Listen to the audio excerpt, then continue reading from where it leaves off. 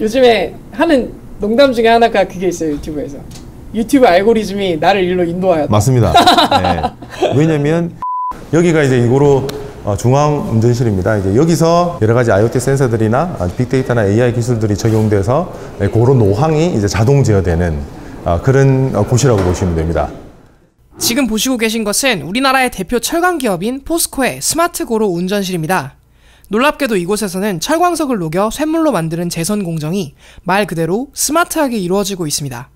그런데 대체 스마트하게 공정이 이루어진다는 것은 무엇을 의미하는 걸까요? 1층, 2층, 3층으로 구성이 되어 있고요. 3층. 예.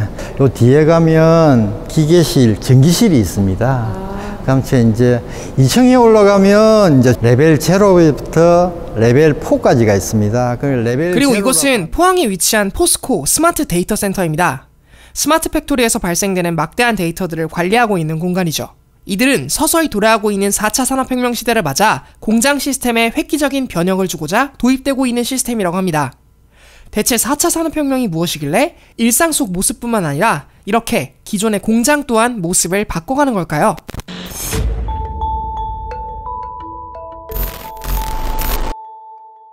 현대를 살아가는 우리에게 있어서 지난 몇 년간 정말 유명했던 수식어, 정보화 사회라는 용어를 기억하시나요? IT로 대표되었던 이 용어는 컴퓨터의 활용 능력과 인터넷 기반의 정보통신 기술이 가져온 사회의 변화로 인식되어 왔습니다.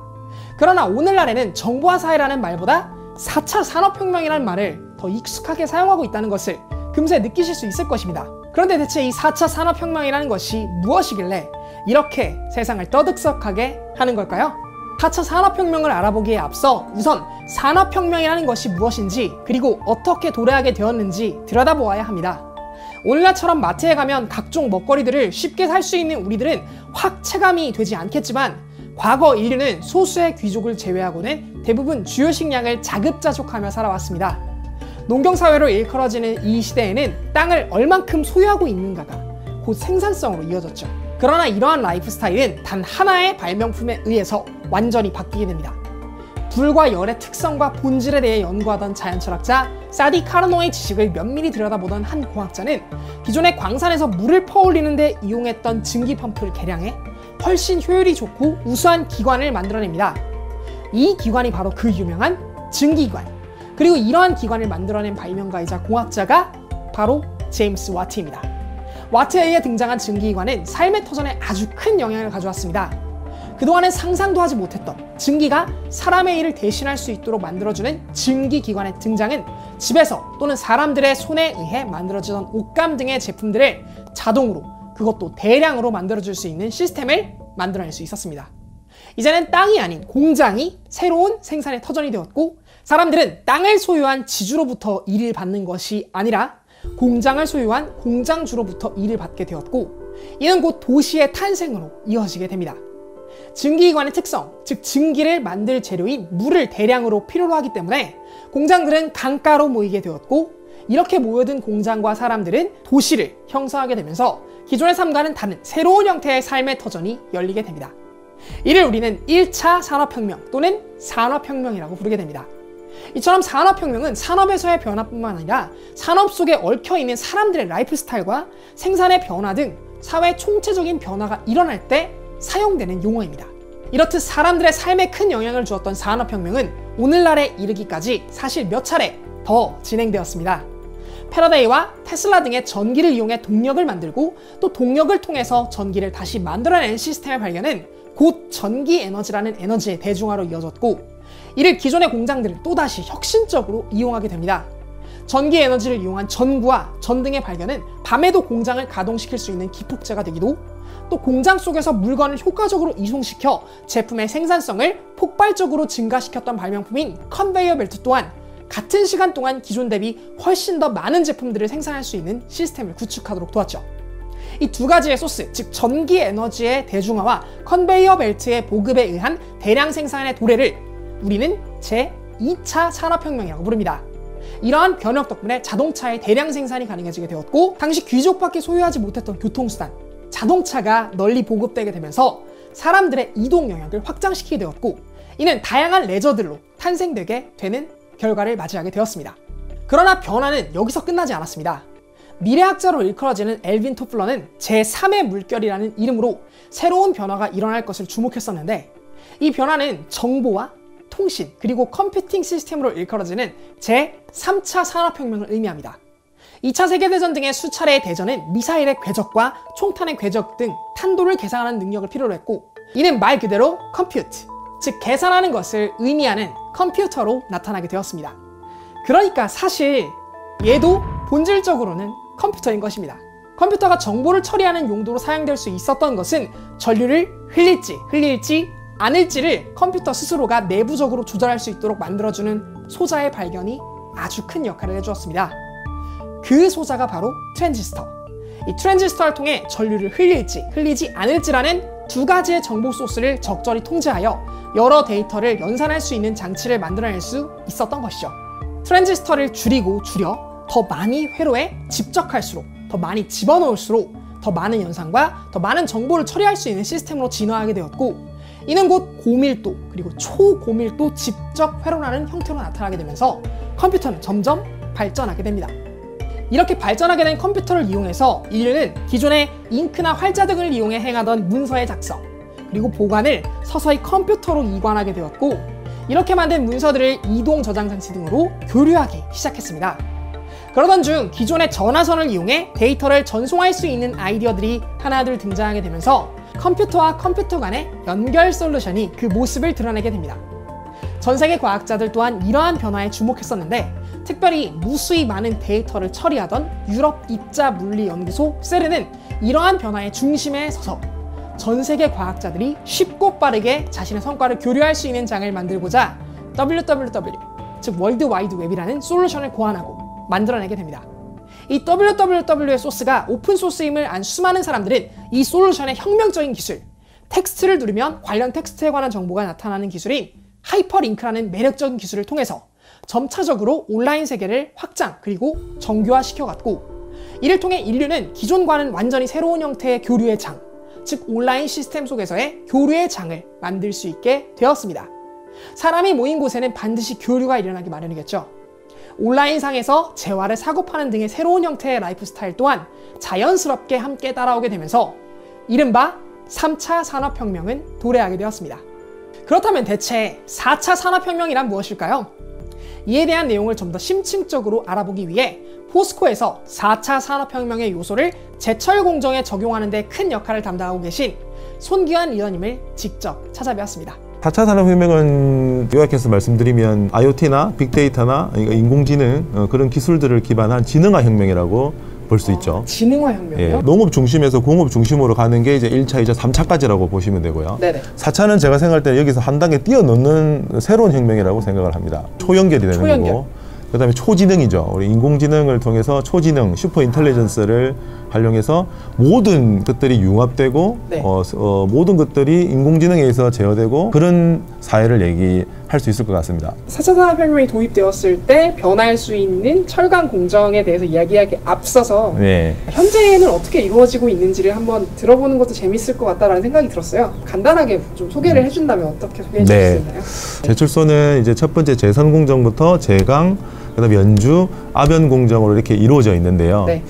제선 공정 같은 경우는 이제 제가 1편에서 말씀드린 이제 고로에서 샘물을 생산하는 그런 공정인데요. 네. 철광석이나 석탄을 이제 고로에 장입을 해서 석탄하고 고온의 열풍이 만나서 시옥가스가 발생이 됩니다. 그 시옥가스가 철광석을 환원을 시키면서 네. FE, 즉 샘물을 만드는 공정이 네. 제선 공정입니다. 거기까지가 어떻게 보면 저희가 지난번에 다뤘던 공정이네요. 네, 맞습니다. 네. 그래서 제선 공정에서 만든 이제 샘물은 우리가 보통 용선이라고 부르는데요. 용선이요? 예, 이게 이제 제강 공정으로 가게 됩니다. 네. 샘물에는 불순물들이 있습니다. 불순물이요? 예, 탄소라든지 네네. 인이라든지 네. 황이라든지 이런 불순물들이 돼 있는 것들을 제거하는. 예, 제거해서 용광을 만드는 공정이 제강 공정입니다. 용광까지는 아직까지 액체 상태입니다. 액체 상태인데 연주 공정으로 가서요. 연주 공정. 예, 연주 공정으로 가서 저희가 이제 몰드에 그 용광을 주입을 해서 연속 주조기를 통해 가지고 네네. 슬라브라든지 네. 그다음에 블룸이라든지 네. 블릿이라는 중간 소재를 만들게 됩니다. 최종적으로 우리가 사용하는 이제 자동차 강판이나 이제 네. 가전에서 사용하는 이제 철판이라든지 네네네. 배를 만드는 데 사용하는 후판이라든지 네네. 이런 것들을 만들기 위한 중간 제품이라고 보시면 됩니다. 아, 그것들이요? 예. 그 다음 공정으로 넘어가는 게 이제 아변 공정입니다. 아변 공정이요? 예. 아변 공정에서는 이걸 그 중간 소재를 가지고 네. 다양한 롤러기가 있습니다. 롤러기요? 예, 그 롤러기.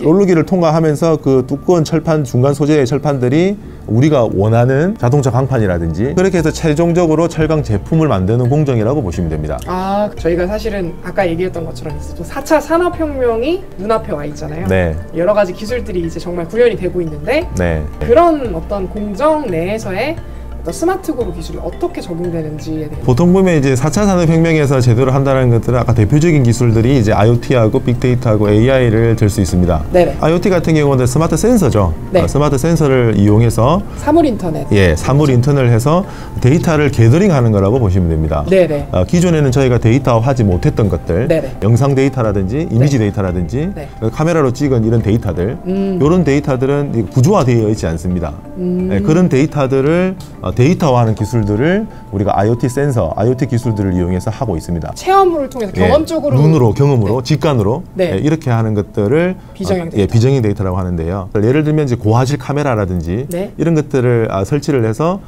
그 철광석이나 석탄들의 이미지를 만들어 가지고요. 네. 그 이미지들을 딥러닝이라는 이제 이미지 처리에 특화된 인공지능 기술들을 활용해서 데이터화하는 그런 AI 기술들이 딥러닝 이용해서. 예, 그런 기술들이 가능하게 되었습니다. 그러면 아까 말씀드렸던 어느 공정에서나 이런 베이스는 다 적용될 수 있고 네. 그러면 그런 기술들이 도입되기 전과 후로 약간 나눠볼 수 있을 것 같아요. 어떤 것들이 좀 결정적으로 바뀌었는지에 대해서 또 이제 안 물어볼 수가 없을 것 같아요. 예.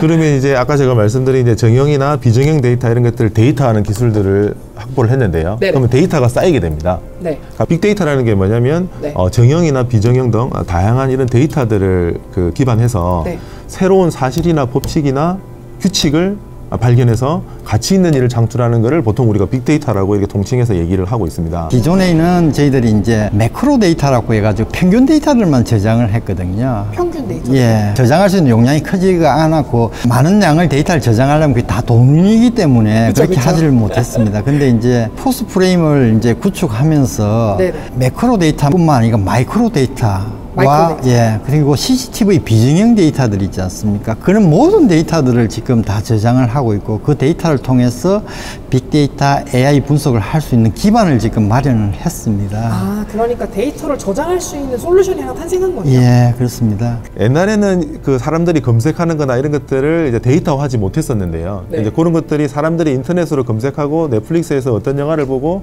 이런 것들이 다 데이터화 되어 있습니다. 네네. 그럼 이 사람의 취향이나 취미생활이나 이런 관심들에 맞춰서 네. 새로운 영화나 새로운 드라마를 추천해 주게 됩니다. 네. 그러니까 그런 것들을 보면 자기의 취향이랑 엄청 많이 맞거든요. 정말요. 저도 가끔 소름 돋습니다. 예, 저희 같은 경우도 마찬가지죠. 옛날에는 데이터화되지 못했던 그런 것들은 사람의 경험이나 이런 머릿속에만 있었는데요. 네네. 그런 데이터하고 기존에 사람들이 보는 정형 데이터하고 합쳐서 네. 옛날에는 알지 못했던 네. 그런 사실들이나 패턴들을 아니까 네. 미리미리 예측이 가능하고 조치가 가능한 그렇게 됩니다. 앞으로의 어떤 스마트 고루 기술의 미래? 네. 이런 어떤 전망이 있다면 이야기해 주실 수 있어요? 일단 제조업에서 변하지 않는 가치가 제가 생각할 때는 그겁니다. 질 좋은 제품을 값싸게 만드는 게 이제 제조업의 가치인데요. 질 좋은 제품을 값싸게 만드는 거. 지금 보면 이제 이런 스마트 기술들을 이용해서 원가 절감을 하고요. 네네. 그다음 생산성을 올리고, 네네. 그다음 품질을 개선시키고, 네. 그다음에 설비 고장이나 이런 것들을 줄이고 네. 이런 것들이 가능하다고 봅니다. 옛날에는 사람이 수동 제어했던 것들을 네. 데이터 기반으로 어떤 모델링을 해서 제어를 하다 보니까 네. 사람마다 편차가 줄게 되고요. 아, 그렇겠네요. 예, 그러다 보니까 또 우리가 사용하는 연료비가 줄게 됩니다. 원가 절감이 가능하고요. 아, 네네. 그 다음에 설비 고장이나 이런 것들도 옛날에는 설비가 고장이 나면 고치는 이런 것도 많았었는데요. 네네. 설비 상태를 미리 예방. 예측을 해서 미리 정비를 한다 그러면 설비 고장을 획기적으로 줄일 수 있을 겁니다. 이런 것들이 다 되면 생산성도 올라가게 되거든요. 생산성이 엄청 올라가겠는데요? 예, 기본적으로 1차, 2차, 3차 산업혁명이 베이스가 되어 있는 상태에서 네. IoT나 빅데이터나 AI 기술들을 활용해서 이것들을 한 단계 점프업을 할 수 있다고 생각하기 때문에 네네. 포스코도 마찬가지입니다. 포스코가 이제 세계에서 가장 경쟁력 있는 철강사로 10년 연속으로 뽑혔는데요. 그 베이스가 제가 생각할 때는 이런 오토메이션이나 이런 인프라나 이런 것들이 잘 되어 있습니다. 이걸 기반으로 해서 4차 산업혁명을 할 수 있는 거거든요. 4차 산업혁명의 중요한 기술들인 IoT, 빅데이터, AI 네. 이런 것들을 활용해서 우리나라가 한 단계 점프업하고 네. 우리 포스코가 또 한 단계 더 점프업해서 네. 넥스트 50년을 갈 수 있는 그런 기반이 될 수 있을 거라고 생각을 하고 있습니다. 감사합니다. 네, 감사합니다. 4차 산업혁명. 이 용어는 2016년 세계경제포럼에서 그 존재가 확실히 세상에 드러나게 되었습니다. 통계와 알고리즘으로 대표되는 빅데이터와 딥러닝과 알파고로 잘 알려진 AI, 우리의 삶 곳곳에서 심심치 않게 적용되고 있는 IoT 등 4차 산업혁명의 요소들은 이미 곳곳에서 사람들의 생활에 큰 변혁을 가져오고 있습니다. 이 새로운 변화에 적응해 새로운 가치를 창출해내는 것은 비단 사람뿐만이 아니라는 것을 이번 포스코의 취재를 통해서 알게 되었습니다. 스마트 고로라니, 스스로 진단하고 학습하고 최적의 솔루션을 내놓을 수 있는 공장이라니. 지난 영상에서도 잠깐 소개드렸듯 2019년 7월 세계경제포럼에서 포스코의 스마트 팩토리가 등대 공장으로 선정되었다는 사실은 어두운 밤하늘을 밝게 비추어 배들을 올바른 곳으로 인도하는 등대와 같이 다른 산업군을 이끌어가는 핵심 기술을 보유했고 그 기술에 관한 가치를 인정받았다는 뜻이기도 합니다. 4차 산업혁명은 좀 더 넓은 영역에 그 변혁의 바람을 불어넣을 것일 텐데 이러한 스마트 공정의 체계가 우리나라 다른 산업군에게도 적절한 방향을 제시해서 4차 산업혁명을 잘 이용한 진정한 의미의 등대 공장이 되길 진심으로 바라봅니다. 과학쿠키였습니다. 감사합니다. 과학쿠키 채널을 처음 만들고 화학사 콘텐츠를 기획했을 때 세웠던 커다란 목표들 중에 하나가 바로 이 제철소에 직접 견학해서 철이 어떤 과정으로 쓰임새 있게 변하는지를 직접 취재하고 싶다는 생각이었어요. 반드시 언젠가는 꼭 담을 수 있다고 생각했는데 이렇게 2년 만에 포스코로부터 연락이 와서 너무 감사하고 즐겁게 작업할 수 있었어요. 더 놀라웠던 건 포스코에 도입되어 있었던 스마트 팩토리였는데 4차 산업혁명의 요소들이 공정 과정 속에서의 여러 요인을 능동적으로 학습하고 그 과정을 통해 효율적으로 공장을 관리할 수 있는 기술을 적용했다는 사실이 굉장히 놀라웠어요. 증기기관이 나타남에 따라 기존 수공업 공장들의 증기기관들이 도입되면서 기존의 산업군에 큰 변혁을 몰아왔듯이 이 4차 산업혁명을 이끄는 기술들이 현재 공장 기술들의 진보를 이루고 새로운 가치를 창출할 수 있다는 사실은 되게 설레기도 하면서 한편으로는 그 기술의 발전이 좀 두려울 정도로 빠르다는 생각이 들기도 했어요. 그러한 현장에 방문해 이런저런 이야기를 들을 수 있었다는 것은 정말 행운이고 감사한 경험이었던 것 같아요. 취재를 허락해주신 포스코에게도 그리고 인터뷰에 응해주셨던 손귀한 리더님과 이두은 리더님에게도 진심으로 다시 한번 감사의 말씀 드립니다. 이 채널은 여러분의 많은 시청에 의해서 성장하고 발전하는 채널입니다. 직접적인 성장에 동참하고 싶으신 분들께서는 아래 설명란에 있는 링크 또는 구독 버튼 옆에 있는 멤버십 구독을 이용해서 이 채널을 후원하실 수 있습니다. 후원하신 모든 분들은 영상 속 크레딧이 등재되며 촬영 동안 있었던 비하인드 영상들을 볼 수 있도록 준비해두었답니다. 자, 오늘도 시청해주셔서 너무 감사드리고요. 전 또 다음 영상으로 여러분들을 찾아뵙도록 하겠습니다. 언제나 그랬듯 과학을 쿠키처럼.